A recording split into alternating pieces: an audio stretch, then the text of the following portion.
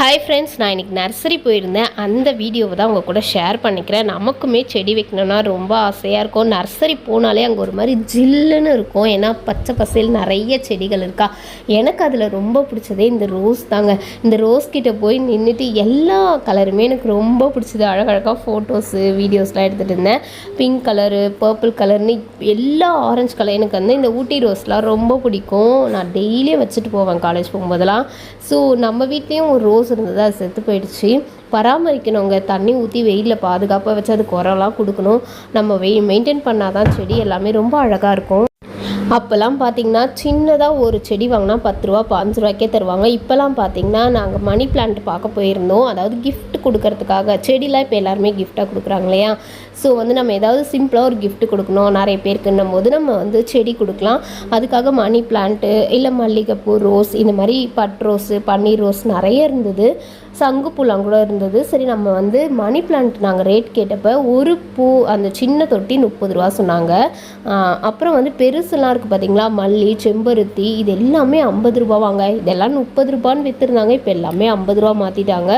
இது எல்லாமே பார்த்திங்கன்னா பவள மல்லி, எல்லா பூவுமே ரொம்ப அழகாக இருந்தது. ஆனால் எல்லாமே இதெல்லாமே 50 ரூபாவாம். இந்த ரணக்கல்லாம் இருக்குல்ல, இதெல்லாம் 70 ரூபாவாம். கொஞ்சம் ரேட்டு வந்து 30, 50, 70 அந்த மாதிரி வித்தியாசப்படும் அப்படின்னு சொன்னார். செடியெல்லாம் பார்க்கும்போதே நமக்கு எல்லா பூவும் வாங்கி அழகாக வீட்டில் வச்சுக்கணுன்னு. இந்த வெயிலுக்கு வந்து நம்ம அதை மெயின்டைன் பண்ணலன்னா அது அங்கே இருக்கும்போது எல்லாமே அழகழகாக இருக்கும். வீட்டுக்கு வாங்கிட்டு வந்து வச்சு 2 நாளில் அது கருகி போயிடுச்சுன்னா மனசு கஷ்டமாகும். அப்படி தான் நான் ஆசைப்பட்டு போயிட்டு இந்த சம்பங்கி, அதுக்கடுத்து சாமிக்கு போடுற மாதிரி கொஞ்சம் பூக்கள், ரோஸ்லாம் வாங்கி வச்சேன். ஒரு 10 நாள் தான் நல்லா இருந்தது. அதுக்கப்புறம் வெயில் தாங்கலை. நாங்களும் தண்ணி ஊற்றினோம். அதுக்கு எங்களுக்கு தெரிஞ்ச உரம்லாம் போட்டோம். அந்த டீ தூள் அதெல்லாம் கூட போட்டோம். அப்போ கூட என்னன்னு தெரியல, செடியெல்லாம் செத்துச்சு. இங்கே மணி பிளான்ட் பார்த்திங்கன்னா இதெல்லாம் 50 ரூபாவாம். அந்த 30 ரூபாயில் இருக்கிறத தேடி எடுத்துகிட்டு வந்து எங்களுக்காக கொடுத்தாரு. ஒரு 10 பீஸ் மட்டும் வாங்கிட்டோம். பூக்கள்லாம் பார்க்கும்போதே ரொம்ப அழகழகாக இருக்குங்க. நம்ம செடி வைக்கணும்னு ஆசைப்பட்டால் அதை ரெகுலராக மெயின்டைன் பண்ணணுங்க. நம்ம வீட்டுக்கு பக்கத்துலேயே பார்த்திங்கன்னா துளசிலாம் அவ்வளோ இருக்குது. துளசி, பச்சை மிளகா இதெல்லாம் விதை போட்டால் தானாகவே வளர்ந்துடும். கற்பூரவள்ளி, தூதுவளை அது எல்லாமே இருக்குது. இங்கே பார்த்திங்கன்னா அதெல்லாம் 30 ரூபான்னு சொல்கிறாங்க. நான் அதான் சொன்னேன், ஒரு மணி பிளான்ட்டோட கிளையை வந்து நம்ம வச்சாலே அது நிறைய வந்துடும். இதுக்கு போய் 25 ரூபான்னு கூட தரமாட்டேன்னு சொல்லிட்டான். ஒரே ரேட்டு 30 ரூபா தான் சொன்னால்.